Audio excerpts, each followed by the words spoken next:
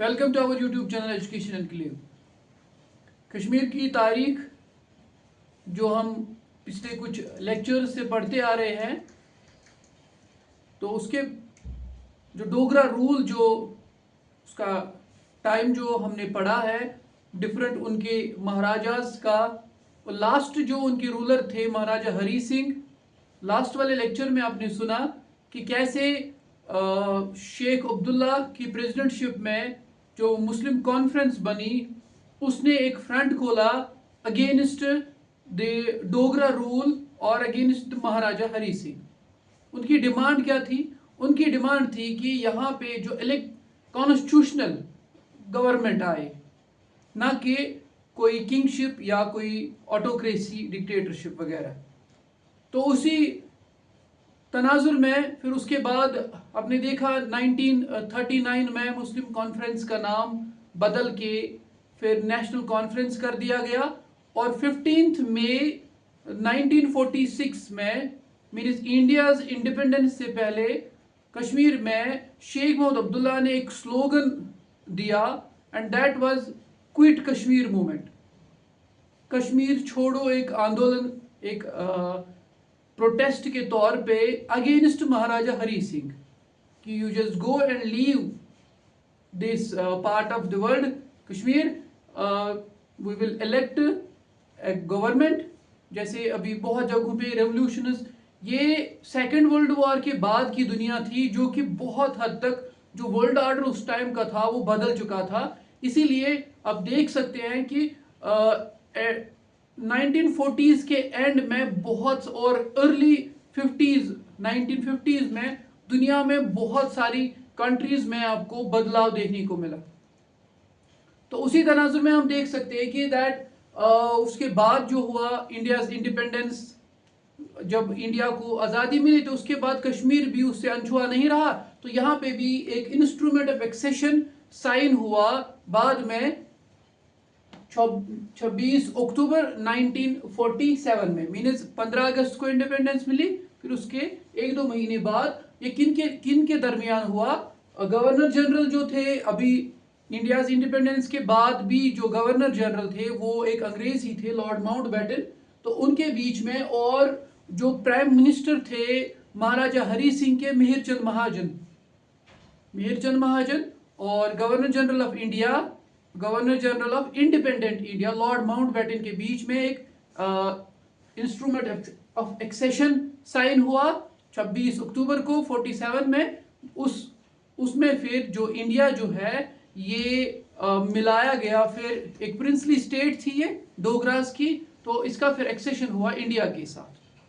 उसके बाद फिर क्या हुआ, इंडिया को फिर उसके बाद इंडियन गवर्नमेंट को फिर पावर्स मिले कि वो कानून बना सकता था कुछ इंपॉर्टेंट मैटर्स पे, जैसे डिफेंस था, जम्मू एंड कश्मीर का डिफेंस, एक्सटर्नल अफेयर्स हमारे, और कम्युनिकेशन। ये तीनों डिपार्टमेंट्स कौन संभालता? The central government of India. और बाकी जो था, बाकी रियासत की अपनी जिम्मेदारी थी, जो यहाँ की इलेक्टेड गवर्नमेंट थी उसकी अपनी जिम्मेदारी थी। क्योंकि आप देख सकते हैं यहाँ पे 5 मार्च को यहाँ पे शेख मोहम्मद अब्दुल्ला पहले इलेक्टेड 48 में, 5 मार्च 1948 में शेख अब्दुल्ला यहाँ के पहले इलेक्टेड प्राइम मिनिस्टर फिर अनाउंस हुए, और बाकी सारा संभालने वाले ये खुद थे। कब तक ये रहे? 9 अगस्त 1953। ये इंपॉर्टेंट डेट है यहाँ पे, 48 से लेके 53 तक। और उसके बाद क्या हुआ? इनको डिसमिस कर दिया गया। Who dismissed him?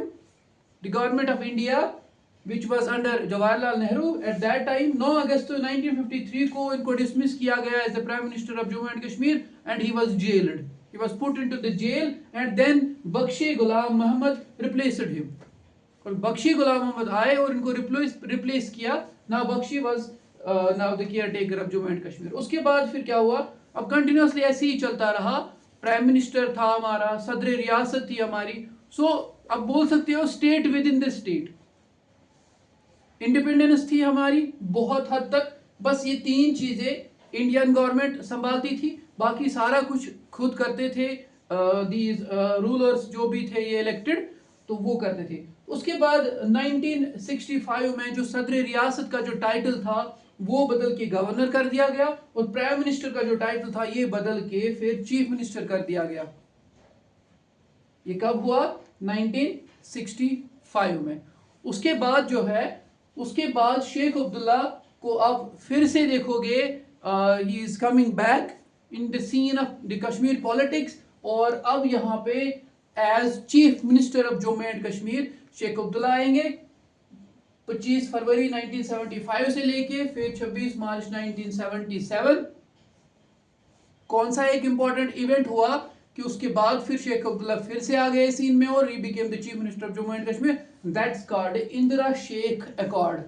ये अलग से एक टॉपिक बन सकता है, Indira Sheikh accord important topic है। तो इंदिरा शेख अकॉर्ड जब हुआ तो उसके बाद जो है ये 1974 में हुआ, फिर 75 में चीफ मिनिस्टर बने शेख अब्दुल्ला। उसके बाद फिर से वो इलेक्ट हुए chief minister of Jammu and Kashmir 1977 9 जुलाई 1977 से लेके फिर अप टू हिज डेथ 8 सितंबर 1982।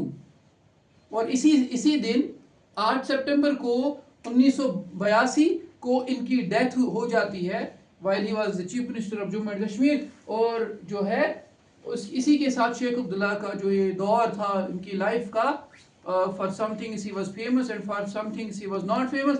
जैसे फेमस किस चीज़ के लिए था, अभी भी जो लोग हैं वो ये जो मानते हैं कि ये कश्मीरियों के लिए एक खैर था इनका, वो था कि land to the tillers, land to the tillers, जो ज़मींदारी सिस्टम जो भी था यहाँ पे, जो मिल्कियत थी ज़मीन की वो दी किन को? टिलर्स की, उन फार्मर्स को जो उस पर हल चलाते थे या बीज बोते थे उनको दिया। फिर एक और ख़ास बात शेख अब्दुल्ला के बारे में, दैट इज़ इनकी जो बायोग्राफी है आतिश चिनार, इंग्लिश इसका है द ब्लेजिंग चिनार, आतिश चिनार, वो लिखी है किसने? M.Y. टेंग ने उसको लिखा है। तो ये भी इम्पोर्टेंट है, मे बी जिसमें कम इन टू योर एग्जामिनेशन। जैसे इसमें थोड़ा कुछ चीज़ें ये डिबेटेबल है, जैसे मीरचंद महाजन जो है जिन्होंने इसको साइन किया यहाँ से Lord Mountbatten, but Hari Singh ने खुद नहीं किया।